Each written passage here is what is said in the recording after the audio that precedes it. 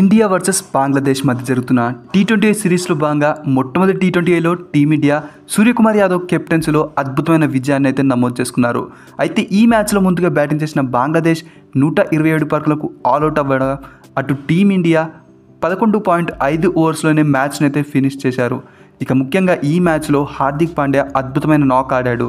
కేవలం 16 బాల్స్లోనే 39 రన్స్ చేసి టీమిండియాని అయితే విజయాన్ని అయితే అందించాడు. ఇక ఈ మ్యాచ్లో 3 వికెట్లు మాత్రమే కోల్పోయిన టీమిండియా అద్భుతమైన విజయాన్ని అయితే నమోదు చేసుకున్నారు. ఇక ఇక్కడి వరకు చాలా బాగానే ఉంది. అయితే ఈ మ్యాచ్ వల్ల ఐపీఎల్ టీమ్స్ అయిన Sunrisers Hyderabad, Lucknow super జెయింట్స్కి అయితే చిన్న మైనస్ అని చెప్పాలి. ముఖ్యంగా ఐపీఎల్లో వాళ్ళు ప్లే చేయబోయే స్ట్రాటజీస్ అయితే పూర్తిగా దెబ్బతిన్నాయని చెప్పాలి. ఇక 2025లో మెగా ఆక్షన్ జరగబోతుంది, ఈ విషయం మనకు తెలుసు. అయితే నిన్న నితీష్ కుమార్ రెడ్డి, మయాంక్ యాదవ్ అయితే టీమిండియాకి డెబ్యూ చేయడం జరిగింది.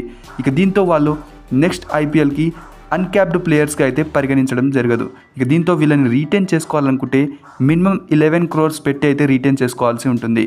ఇక ఏదేమైనప్పటికీ వీళ్ళనైతే ఆర్టీఎం ద్వారా తిరిగి టీంలోకి తీసుకునే అవకాశాలు ఉన్నాయి. కానీ మీరేమనుకుంటున్నారు? వీళ్ళను తిరిగి ఈ టీమ్స్ అయితే ఎంత ఖర్చైనా పెట్టి టీంలోకి తీసుకునే అవకాశాలు ఉన్నాయా? తీసుకోవాలనుకుంటున్నారా? మీ అభిప్రాయం ఏంటో కమెంట్స్లో తెలపండి.